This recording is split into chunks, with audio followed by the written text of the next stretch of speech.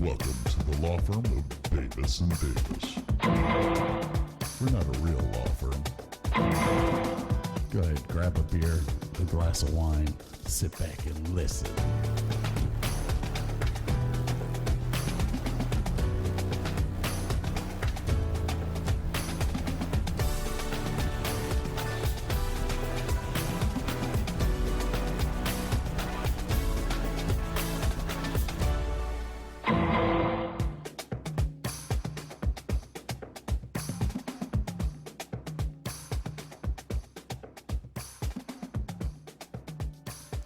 Hey, Burke and I are here to welcome you back to part 2.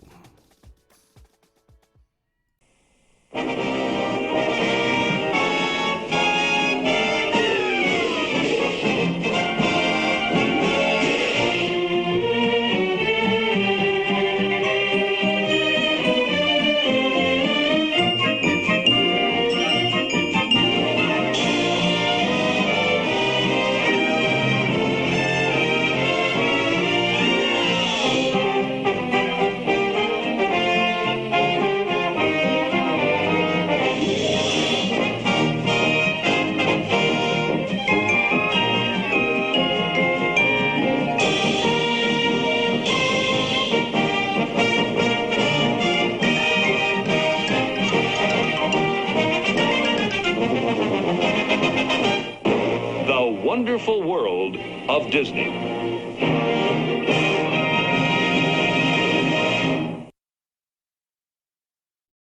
Yeah, welcome back. So, Disneyland opened What year? 1955. Mm-hmm. Do you know what happened in 1959? Well, in 1956, they had 5 million visitors.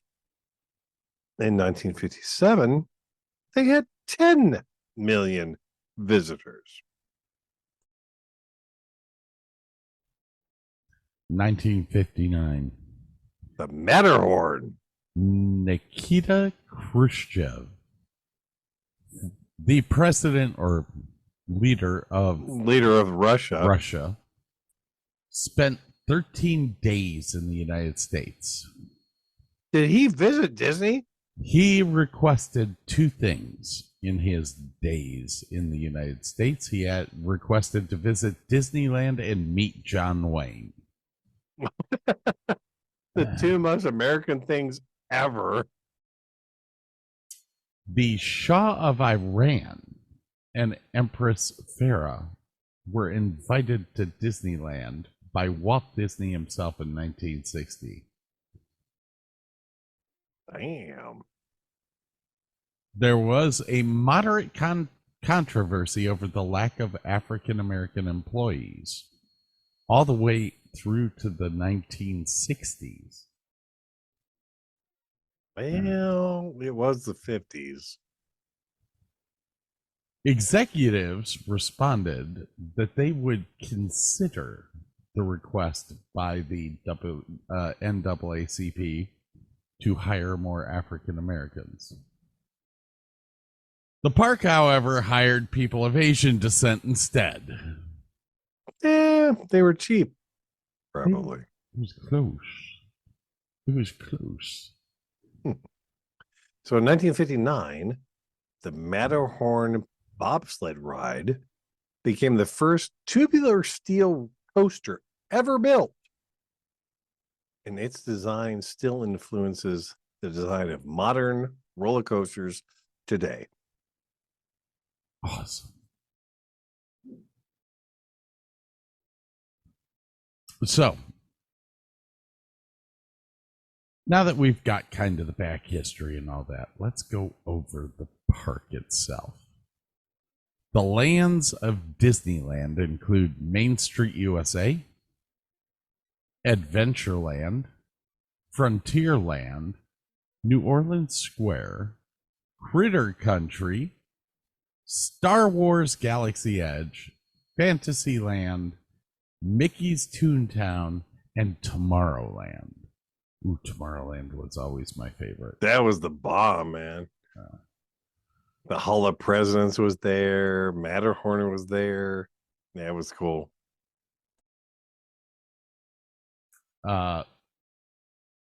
Which section do you want to talk about first? I don't have anything done by sections. I just have like little tidbits of everything from everywhere, all over the place. Well, Main Street USA is patterned after a typical Midwest town of the early 20th century and took much inspiration from Walt Disney's hometown of Marceline, Missouri. Mm-hmm. And that was also the setting for Lady and the Tramp, which we talked about earlier. Yes.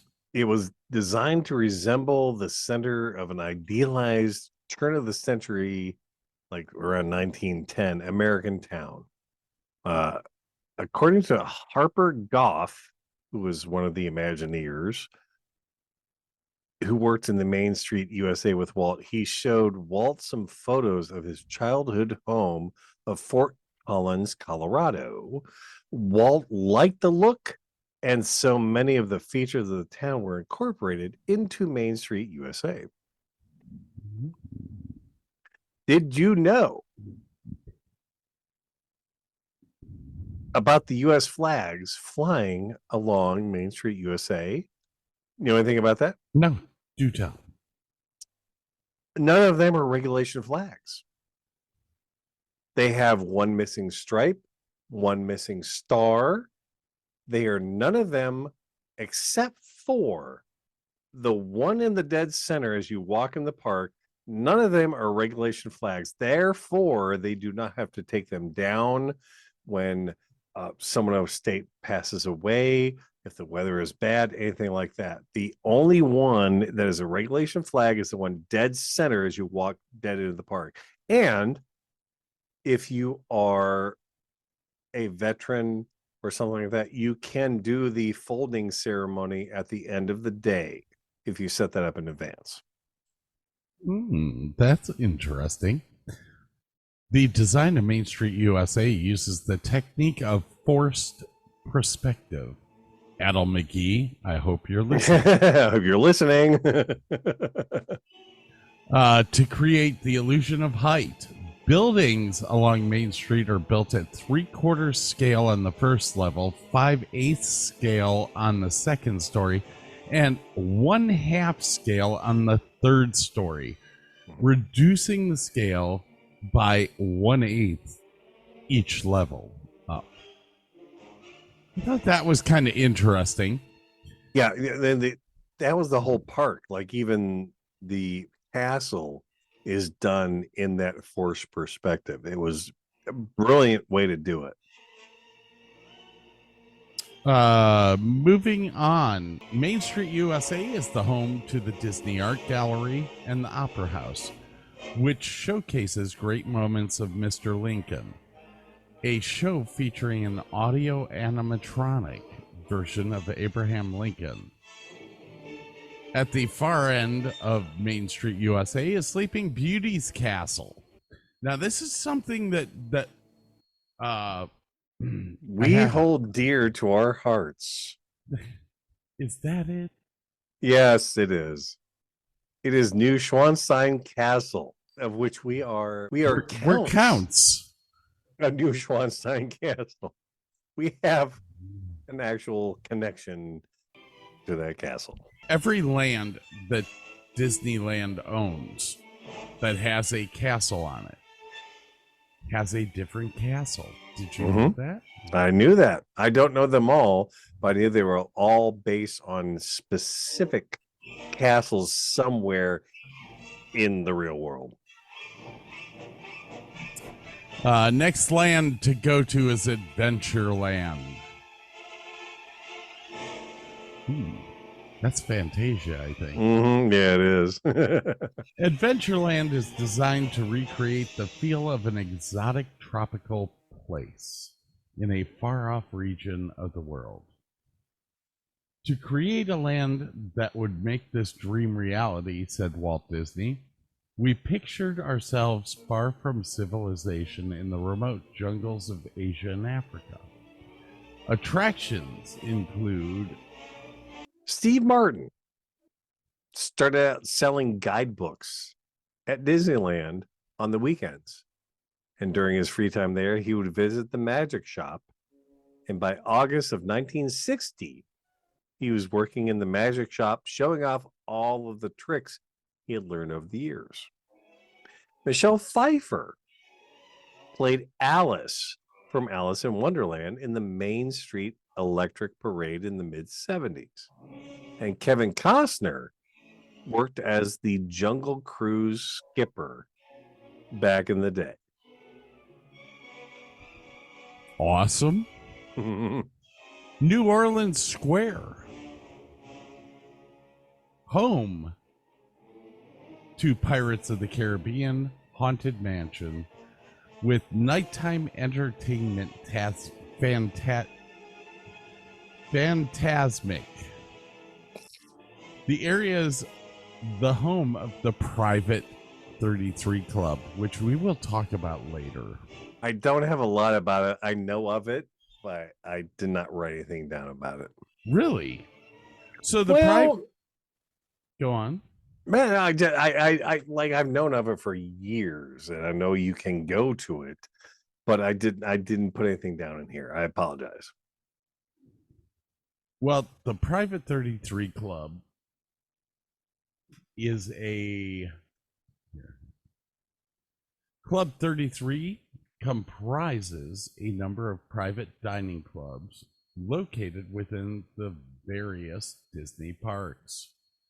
First opening in 1967, the clubs were modeled after numerous executive VIP lounges created by pavilion sponsors in the 1964 New York World's Fair.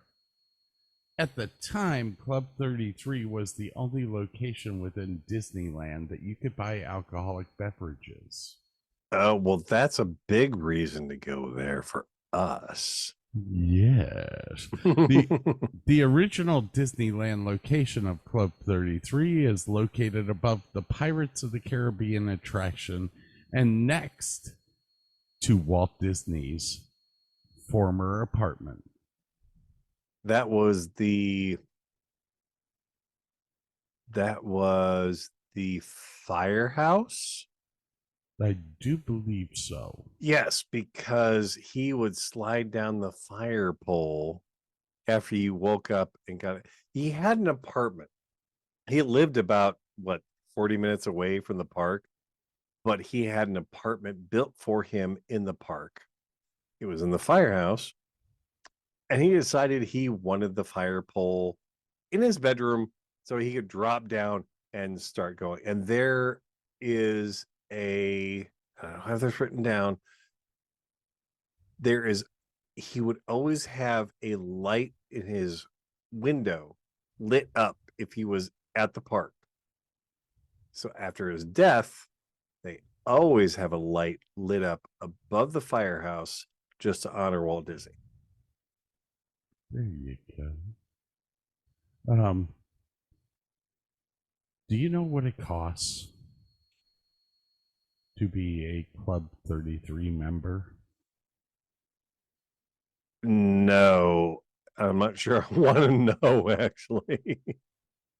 Go ahead, tell us.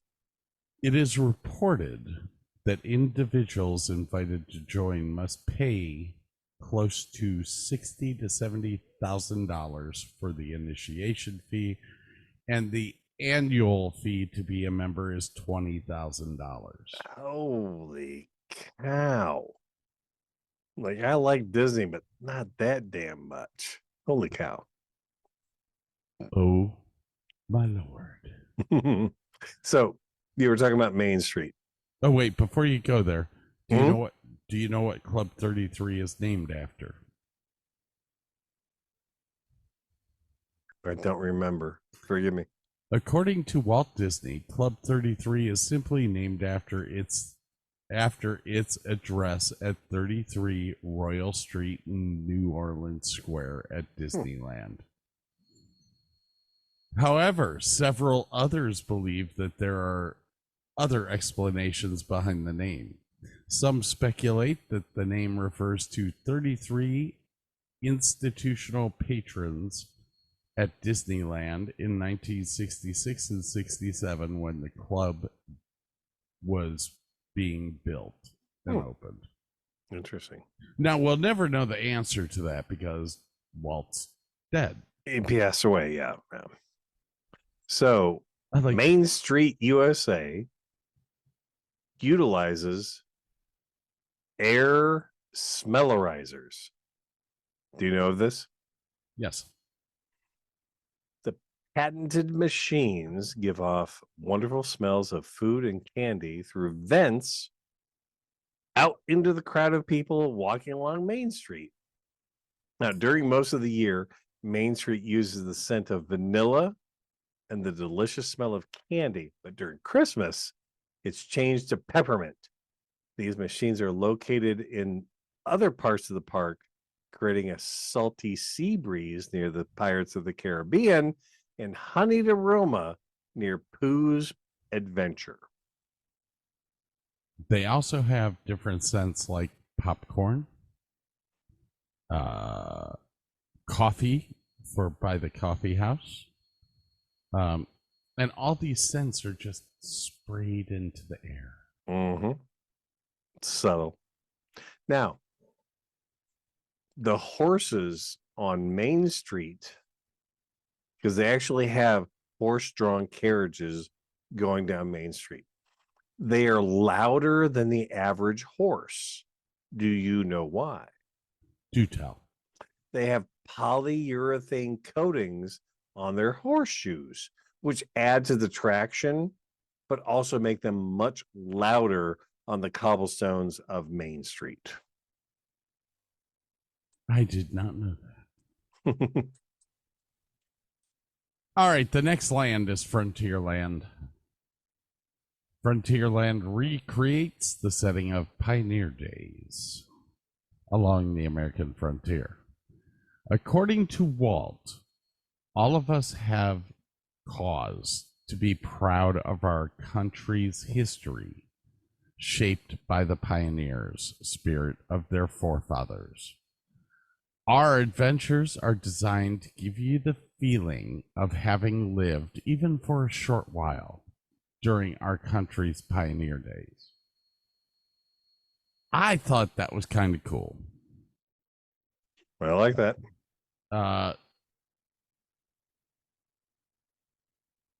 The attractions include Big Thunder Mountain Railroad, the Mark Twain riverboats, which was one of my favorite rides. And this is something from memory. Apparently, you can do something if you ask the cast members, and you can be the actual captain of the riverboat.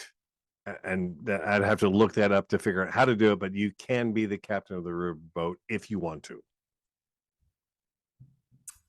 The sailing ship Columbia, Pirate's Lair of Tom Sawyer's Island, and Frontierland Shooting Exposition. Frontierland is also home to the Golden Horseshoes Saloon, which is an Old West style show venue. Yeah. Now, I have been to the Tom Sawyer Island, and there's all these cool little like caves that if you're little, like a kid, you can get into. Now, and once again, doing this from memory, apparently there are some markings in the caves, and you have to go to all the caves on that island. You can somehow decipher these cave ruins to give you a message. I don't remember what the message is, but there's so many little details in Disney. It's hard to keep track of them all. And forgive me, I don't know that one, but if you email us, we will find it and give it to you. All right. Next up, Fantasyland. This is one of the original lands at Disney, along with Tomorrowland, Main Street USA, and Frontierland. Fantasyland is the area of Disneyland of which Walt Disney said, "What youngster has not dreamed of flying with Peter Pan over a moonlit London?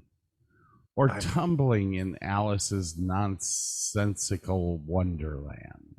I've been on the Peter Pan ride, and it was awesome.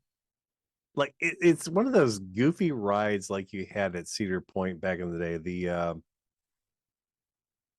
was it the San Francisco earthquake ride? Do you remember that one? Yes. That is much like the ride with Peter Pan.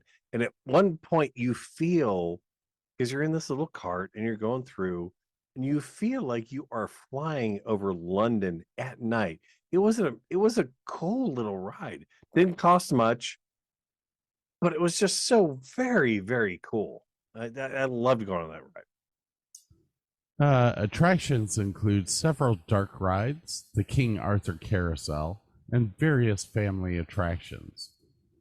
Fantasyland has the most fiber optics in the park. Oh my. More than half of them are in Peter Pan's flight. Like I said, it's a cool little ride. I hope it's still there.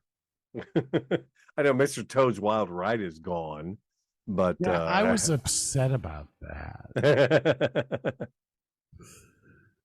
Next town up is Tomorrowland. During the 1955 inauguration, Walt Disney dedicated Tomorrowland with these words: "Tomorrow can be a wonderful age. Our scientists today are opening the doors of the space age to achievements that will benefit our children and generations to come. The Tomorrowland attractions have been designed to give you an opportunity to participate in adventures that are a living blueprint of our future." Tomorrowland. It was cool, man. That was one of my favorites. Did you ever ride Horizons? No, but it's the original Space Mountain. Oh, God, yes. Oh, dude, better than that. I did the original 20,000 Leagues Under the Sea. Which was that in Tomorrowland? I don't think it might have been in Fantasyland. I'm not quite sure. Tomorrowland might have had the cars. I don't remember. Dude, I was 4 or 5 years old. It was a long time ago. Let's see here. Current attractions are Space Mountain, Star Wars Launch Bay, Autopia, Jedi Training, the Disneyland Monorail, Astro Orbiter, Buzz Lightyear's Astro Blaster, Finding Nemo's Submarine Voyage. I think that is where 20,000 Leagues Under the Sea was. At one point, they had 8 submersibles. Oh, here we made them the 8th largest underwater fleet in the entire world.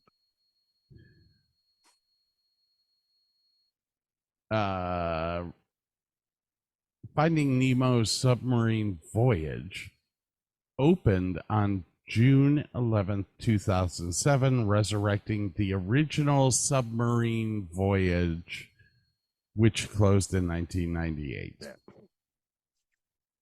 You were talking about Tomorrowland. If you are feeling extra hungry, take a nibble on any of the plants. Every plant in Tomorrowland is edible. That's so cool. We have two villages. What do you call areas left? Areas, lands. We have Mickey's Toontown, which didn't open until 1993. Yeah, I never saw that. It was partially inspired by the fictional Los Angeles suburb of Toontown in the Touchstone Pictures release Who Framed Roger Rabbit. Toontown features 3 rides: Chip and Dale's Gadget Coaster, Mickey and Minnie's Runaway Railway, and Roger Rabbit's Cartoon Spin. The land also includes Mickey's house and Meet Mickey. The other land is brand spanking new. Opened in 2019. Don't know that one. Star Wars Galaxy's Edge. Now, is that in? Wait, is that in Disneyland or World, or is that in the Epcot? Both. Oh, okay. Yeah, Star there's some really cool stuff that you can make your own lightsabers. You interact with stormtroopers. That just looks like I would spend my entire day just in that section. That looks awesome. Star Wars Galaxy's Edge is set within the Star Wars universe. In the Black Spire Outpost Village on the remote frontier planet of Batuu, attractions include the Millennium Falcon Smuggler's Run, Star Wars Rise of the Resistance. The land opened in 2019, replacing Big Thunder Ranch and former backstage areas. Oh, I forgot one land. Critter. Did we say Critter Country? No, you didn't mention that. Critter Country opened in 1972 as Bear Country and was renamed in 1988. Formerly, the area was the home to Indian Village, where indigenous tribes people demonstrated their dance and other customs. The main draw to Critter Country was Splash Mountain. Splash Mountain was good, man. I say was. Yeah. Yeah, we don't talk about that anymore. Yeah. So do you know about the color green in both of the parks? Go Away Green or No See 'Em Green. Ever heard of it? No.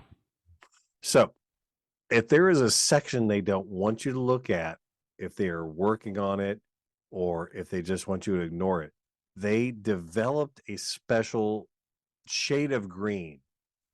It's so dull, your eyes don't register it. So if they don't want you to see something, they paint it in No See 'Em Green, and it just kind of goes away. Like if it's at the end of a parking lot, you don't want to see it. If they're doing new attractions, they paint it in this special green so you don't look at it.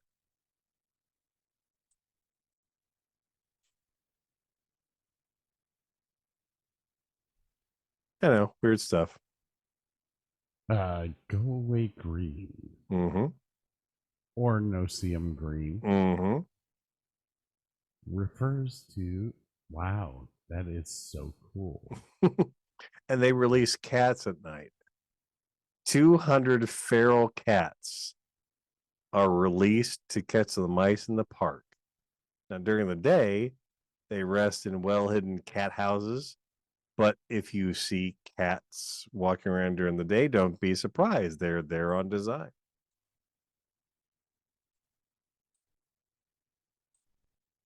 Holy cow. Now, Disneyland, as I said, is built in the middle of Anaheim. Mm-hmm. So really, Disneyland, when it was built, had zero competition. Oh, there was nothing. Nothing. The closest thing was, I think it was Knott's Berry Farms.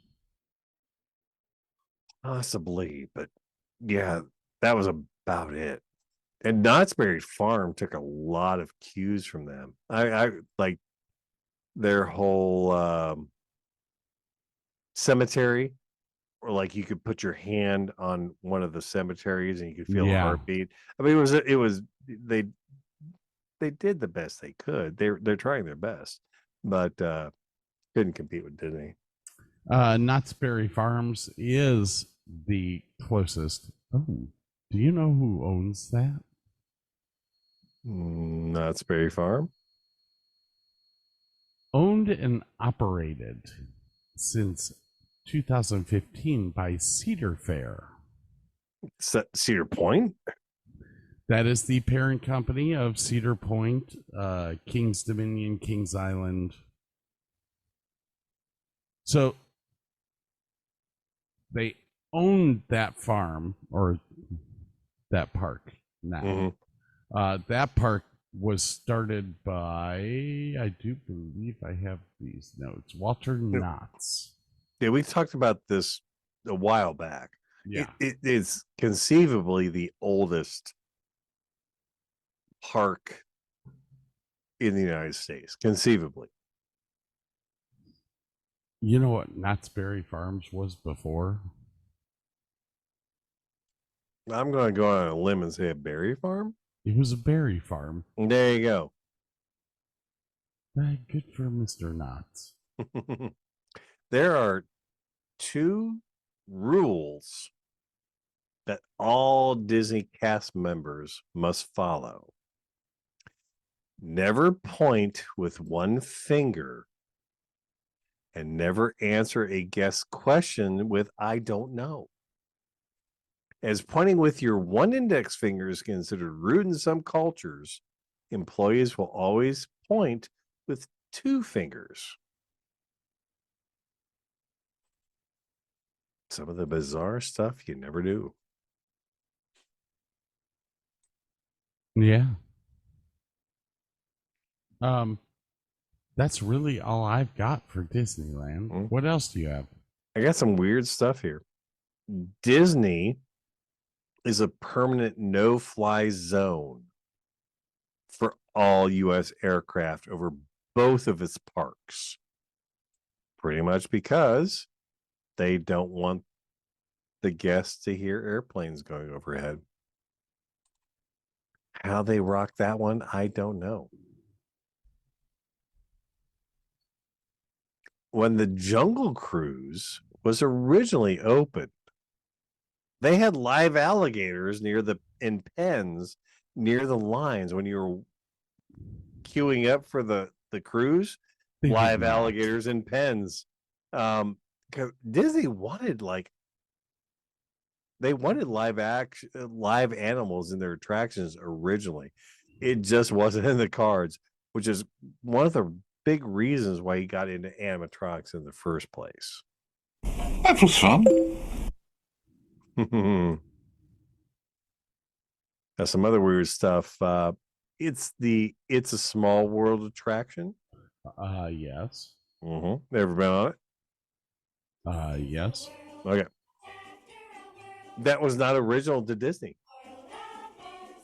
That ride was whipped together in a hurry for the 1964-65 World's Fair in New York City, which Disney had a big thing. They put a bunch of attractions on hold because they did a bunch of stuff for the World's Fair back then. So the good thing is Pepsi sponsored the It's a Small World ride at the World's Fair. Okay. The ride was a smash hit. 10 million 60-cent and 95-cent tickets were sold during that World Fair. With all the proceeds went to UNICEF, which was kind of cool. But Disney had the ride crated up, shipped to Disneyland, and installed as a permanent attraction. Because Pepsi footed the bill, The ride cost Disney little to nothing, and it's been one of their biggest hits for a long, long time. Some of the best animatronics are in that. They have like something like 3,000 dolls in that attraction, and they go through and they fix them up, change them out, whatever. But yeah, it's there may be nothing left of the original, but the ride itself, in essence, is still there. Other weird stuff. While you're waiting for the Disneyland Railroad at the New Orleans Square station, you can hear the tickety-tack of Morse code. The Morse code message from the station master's house. If you actually go and like write it down and decipher it, it is the original words uttered by Walt Disney as he opened Disneyland live on national television July 17th, 1955. To all who come to Disneyland, welcome. Here, age relives fond memories of the past, and here youth may savor the challenge and the promise of the future. So if you're in the Morse code, you will get that. If not, you have no clue what the hell is going on. Oh, I love this one. Disney World, we're talking in Florida, is the second largest consumer of explosives next to the U.S. military.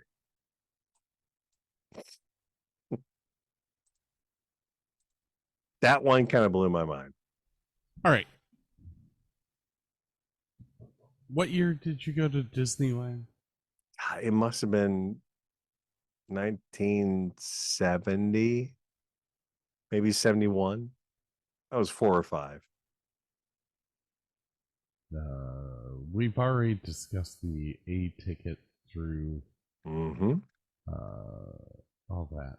All right, get ready for this. Cool.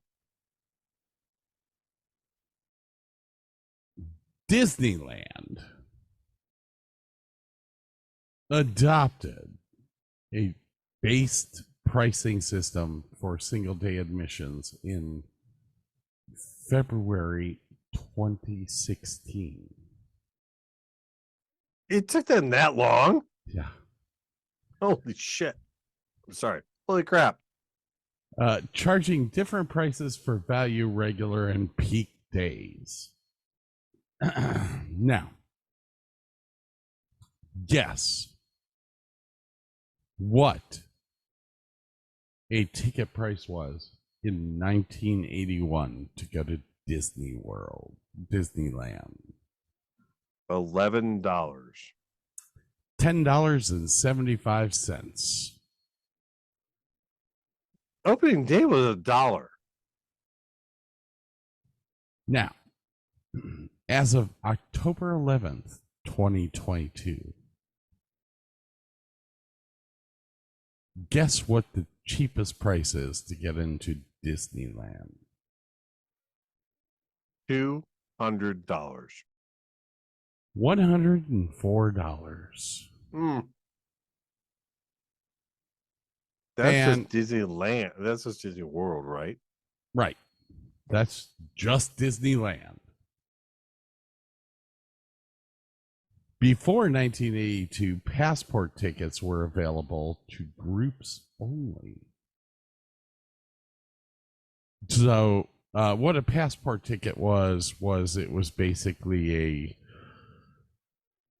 ticket where you could ride everything. A, B, C, D, and E. But the only people they would sell those to are groups of 15 and above.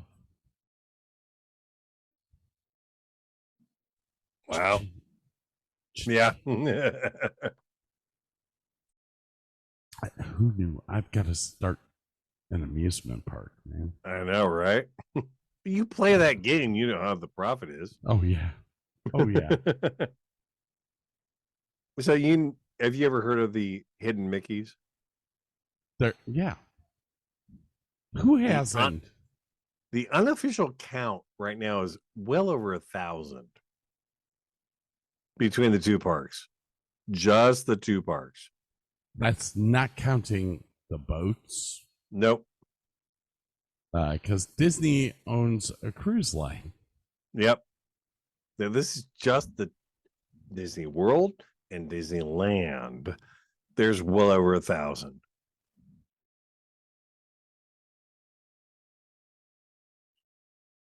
Disney had an apartment Mm-hmm. in Disneyland. The firehouse. Yes. A nice apartment. I think they said it was like 4,000 square feet. That's not an apartment, that's a house. Yeah, it's an apartment for Disney. That is true. I don't think I have anything else for Disneyland. I think it's time to take a break, and we'll discuss Disney World next. And there's actually not a lot. I mean, that's a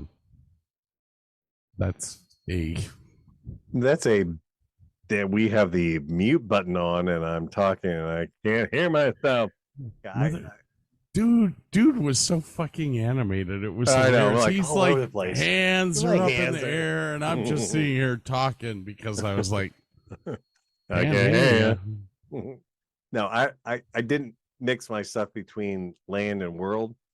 I've got a few more things about both parks, but yeah, we got to take a break. We'll be back in just a little bit. All right, ladies and gentlemen, I will be right back.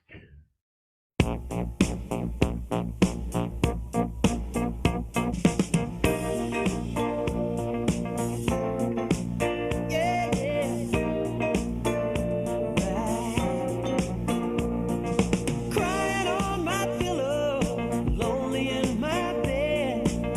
Then I heard a voice beside me, and she softly said, "Wonder is your nightlight, magic is your dream." And as I held her, she said, "See what I mean?" I said, "What?" She said, "Ooh-wee." I said, "All right." She said, "Love me, love me, love me, undercover angel, midnight fantasy. I've never had a dream that made sweet love to me. Undercover angel, answer to my prayer. You made me know that there's a love for me out there somewhere. Yeah, somewhere. Heavenly surrender, sweet afterglow. I'm giving up my heart to you now, angel, don't go. She said, "Go find the right." You wanna be an angel, you wanna be a star, wanna play some magic on my guitar. You wanna be a poet, you wanna be my string. You could be anything. Do you wanna be the lover of another? Undercover, you could even be the man on the moon. Do you wanna be the player? Do you wanna be the string? Let me tell you something. It just don't mean a thing. You see, it really doesn't matter when you're buried in disguise by the dark glass on your eyes. Though your flesh has crystallized, still you're turning on. Still you turn me on.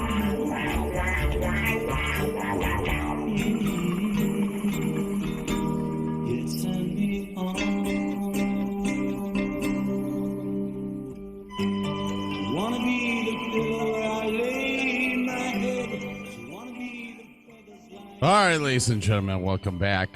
We've got to talk about Disney World now. Disney World, the concept for it was started in 1963 by Walt Disney. He wanted to have a park that could complement Disneyland. And in his research, he found that only 5% of the population came to Disneyland beyond the Mississippi River. Yeah, I know that. So he started to look for something on the East Coast, and he found it in Orlando, Florida. Walt Disney took a flight over a potential site in Orlando, Florida, one of many in November 1963. After witnessing the well-developed network of roads and taking the planning construction of both Interstate 4 and Florida's Turnpike into account, with McCoy's Air Force Base, later to be called Orlando International Airport, to the east, Disney selected a central location near Bay Lake. The development was referred to in-house as the Florida Project. To avoid a burst of land speculation, Walt Disney Productions used various dummy corporations to purchase all the land. Smart. Yeah. So, do you know, here's the timeline. 1965, Walt Disney announces the Florida Project. 1966, Walt Disney dies of lung cancer. Yeah, that was rough. Quit smoking Like those the, cigarettes. Like the Pirates of the Caribbean was the first ride developed after his death. Roy took over and like made it happen, basically. And it's one of the most popular rides they have to this day. And obviously it inspired some awesome movies too. Construction started in 1967 and was finished in 1971. Well, it's never finished. But Magic Kingdom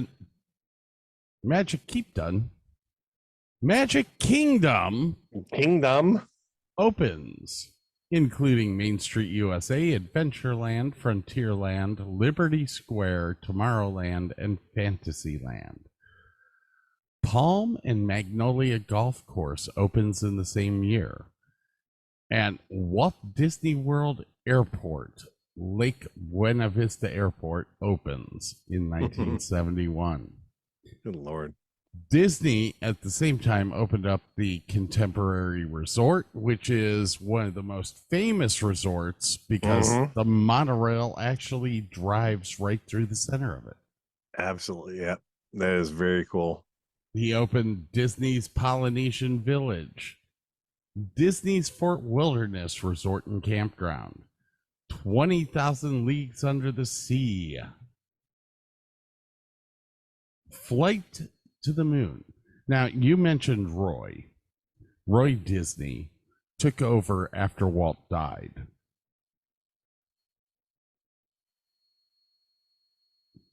He took over after Walt died. Yep. And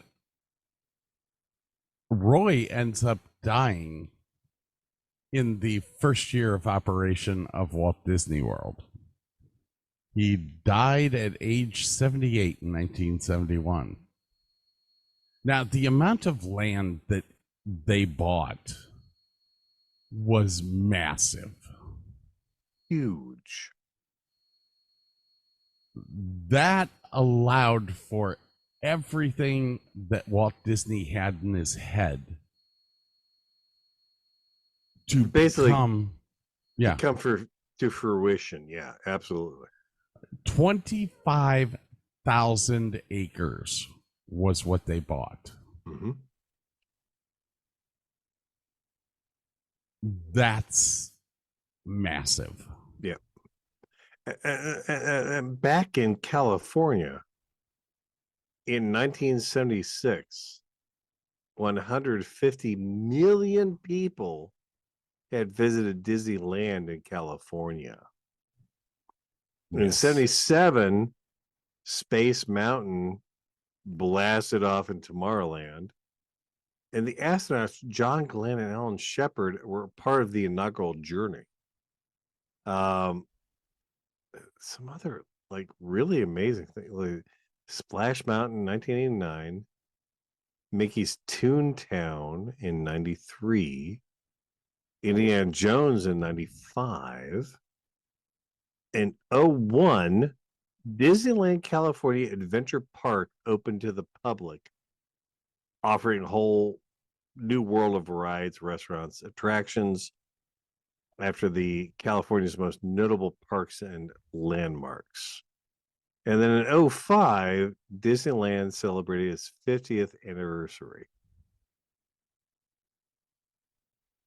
All right. So in 1972, the year after Roy dies, Disneyland Village Resort opens. They open up another golf course. Jeez, another one. The first of 3 hotels opens in the Hotel Plaza Boulevard area, an area designated for non-Disney hotels. 73, the golf resort opens. Oh my God, another golf course. Another one. Tom Sawyer Island and Pirates of the Caribbean. Dude, Pirates of the Caribbean was awesome ride. Oh, it's Awesome ride. It's still awesome. Even when they did the revamp to the movies that are out now, Pirates of the Caribbean is one of my favorite rides. There's 2 really cool little bits, and one has to be in my memory.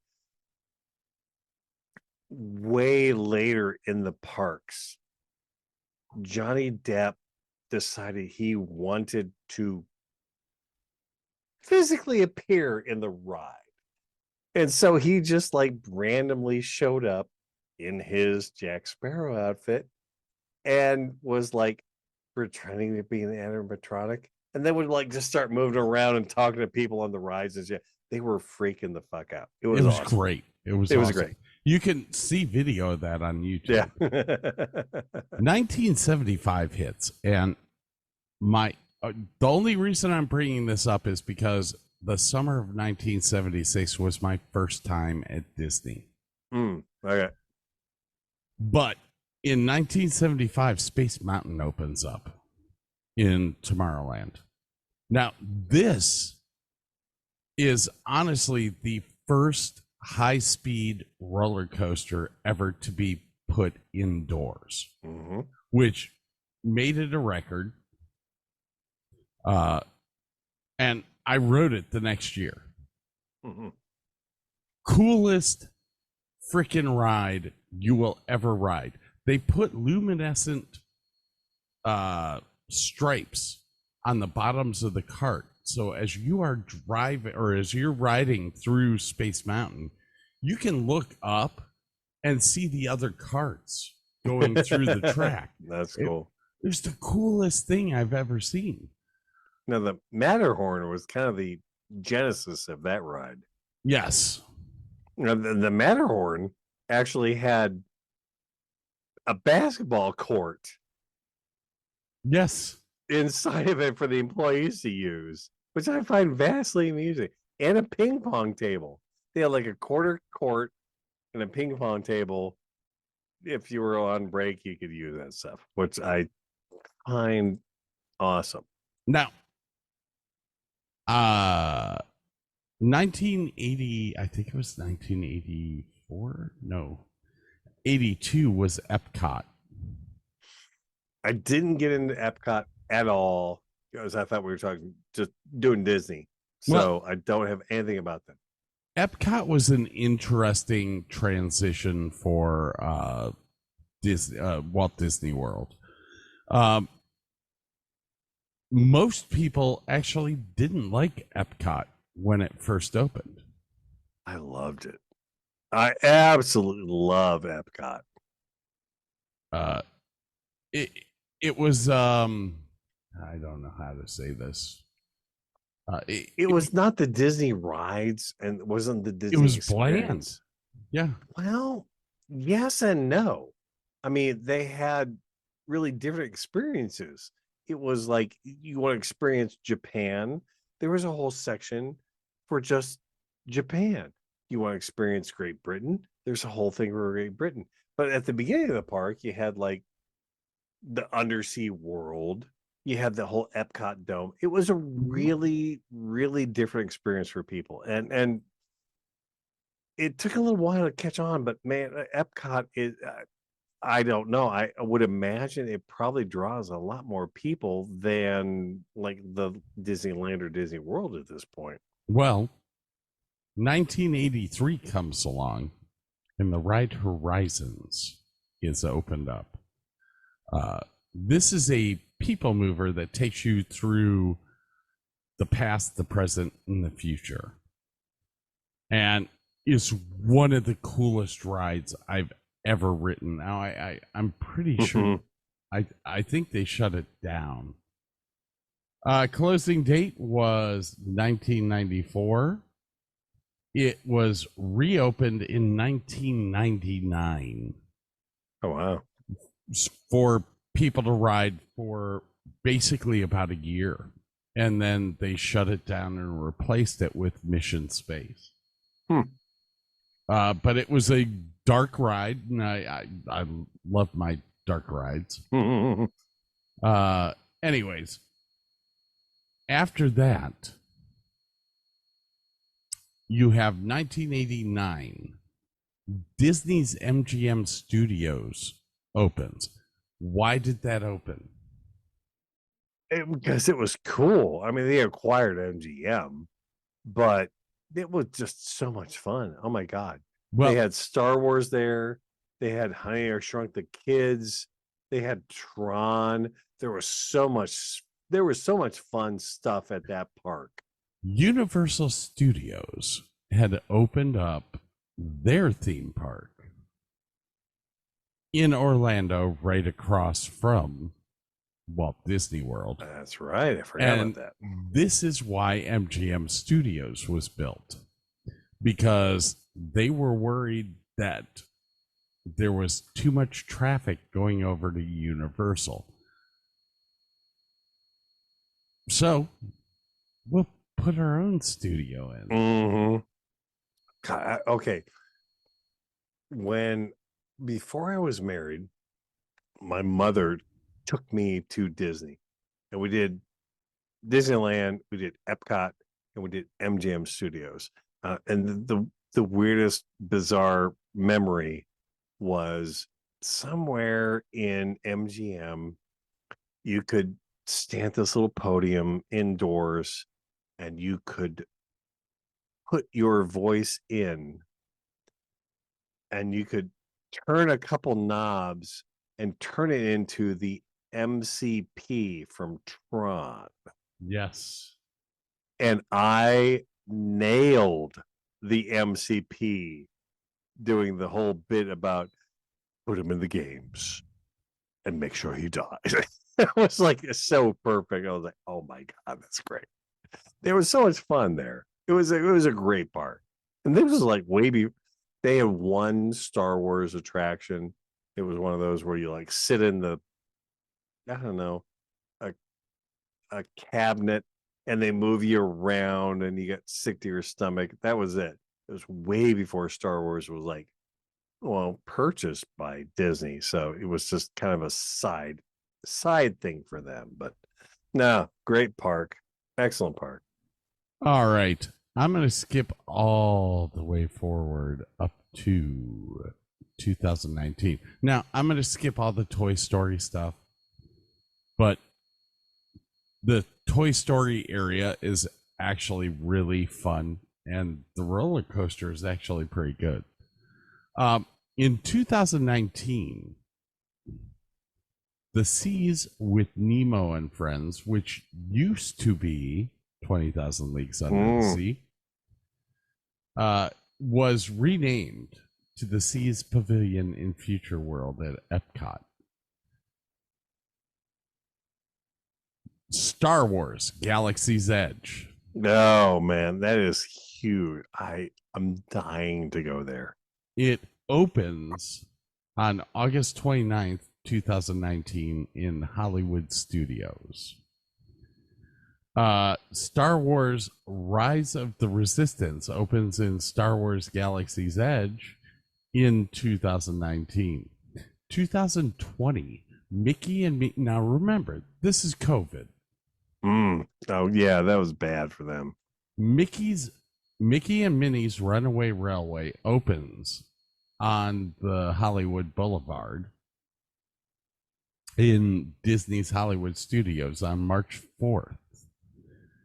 The COVID-19 pandemic and the resulting government mandates closed the resort beginning March 15th. So basically, Mickey and Minnie's Runaway Train had 10 days of operation before everything was shut down. Ew.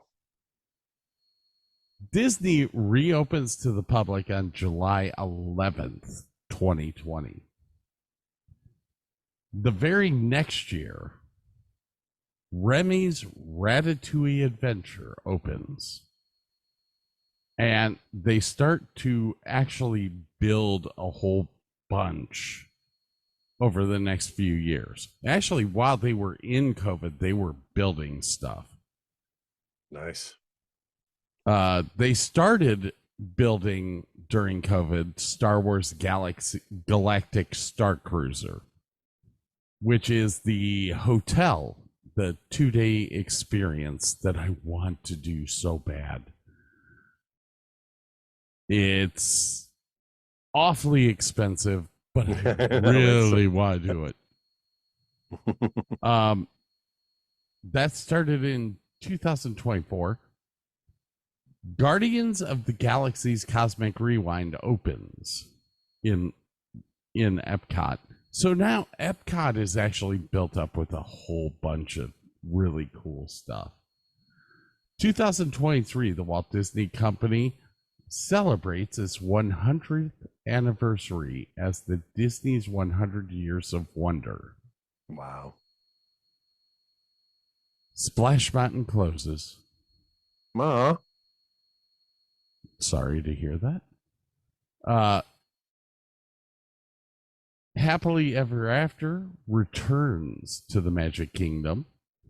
Tron Light Cycle. Oh god, I've seen some videos of that. I so goddamn want to go on that ride. It looks awesome. Opens in Tomorrowland at the Magic Kingdom on April 4th. Star Wars Galactic Star Cruiser will be closed after its last cruise ends on September 30th. Nah. So that was kind of short-lived. Yeah. I have a bunch of like tidbits about the old park here if you want to hear about it. Sure. Let's see. In Disneyland, California, the Disney family crest is above the gates of Sleeping Beauty's castle. The crest features 3 lions and a shield framed by plumage with another lion standing above. This was added in 1960 and is located directly above the entrance to the drawbridge of Sleeping Beauty's castle, which apparently is like one of the 2 only castles with drawbridges in the entire United States. Gosh. Yeah, I don't quote me on that, but yeah, it's something close to that. If you are ever in Disney, California, there's something special about the brass apple outside Snow White's Scary Adventure. If you rub the brass apple while you're in line for the ride, you will hear a clap of thunder and the witch will start to cackle loudly, which I think is awesome. Pirates of the Caribbean in Disneyland may still have a real skeleton. Back in the day, it was more authentic and cheaper to buy skeletons of real dead people than it was to get plastic ones. They asked UCLA Medical Center for some real ones, and they gave them a bunch of real skeletons. Now, over the years, they have replaced these skeletons and given them proper burials, but apparently there is still one skull somewhere in that ride that is a real human remain. What other goodies? If you are on the California Screamin' Ride in California, listen for the countdown. It's actually done by Neil Patrick Harris.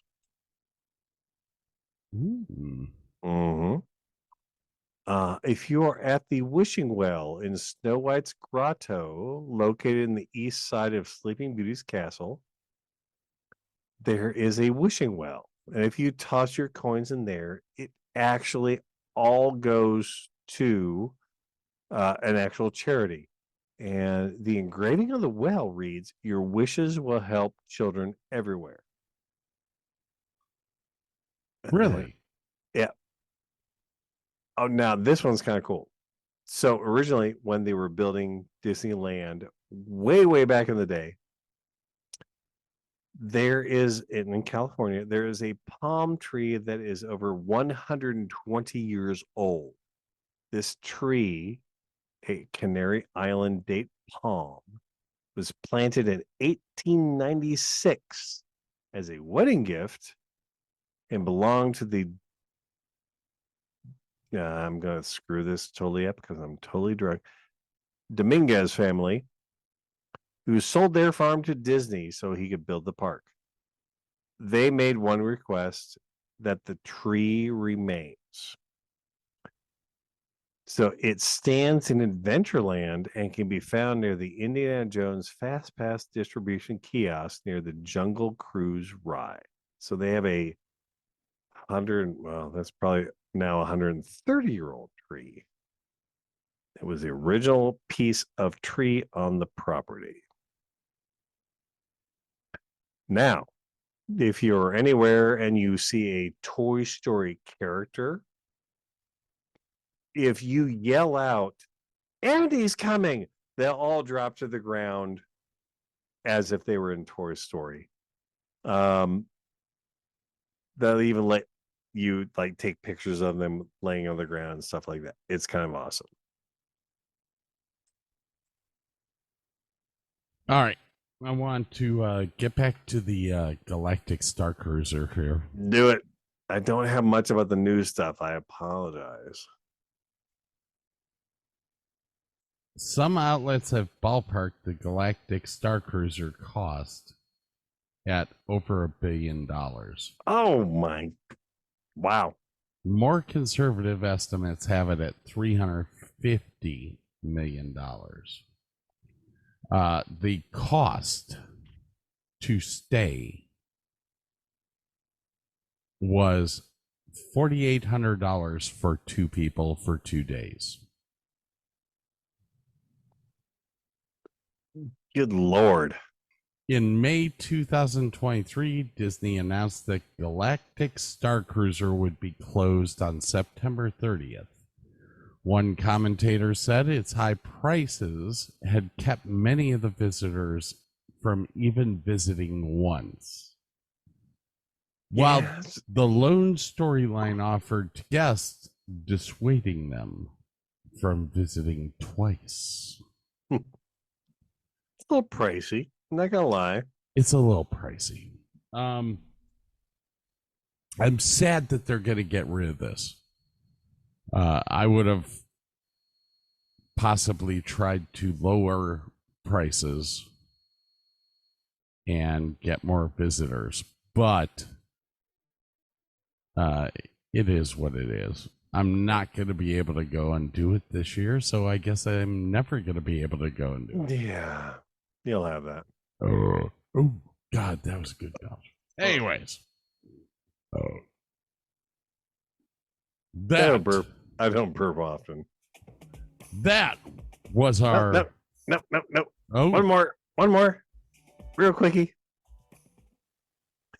The Haunted Mansion was originally going to be a museum of weird stuff.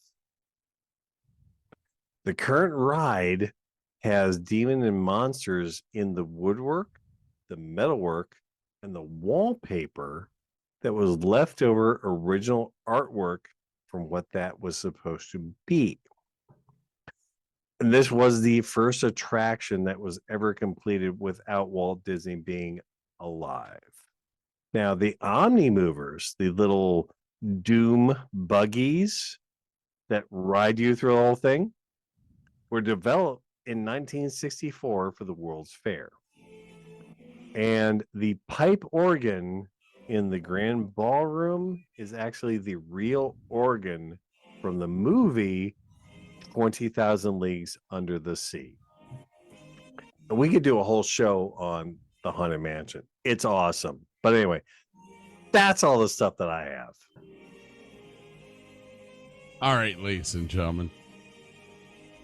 Burke's drunk. I'm feeling good. Yep. We're all happy and skippy over here. I left my sprinklers on, so I gotta go. And the one's not working. Oh, God. All right, ladies and gentlemen. It is another fabulous day. We're glad that you came here. We're glad that you listened to our bullshit about Walt Disney. And frankly, this really hyped up my mood. This was a sucky ass day, and I'm feeling much more happy about it now. There you go. Remember, DavisandDavisShow.com. Don't worry, if you want some really cool merch, you could go to the DavisandDavisShow.com. We'll be back again. Shows every Tuesday and Thursday, unless I don't get them edited, and then you might wait I don't know. Whatever. It is what it is. All right, man. We're out of here. Have a good night. Have a great day, everybody.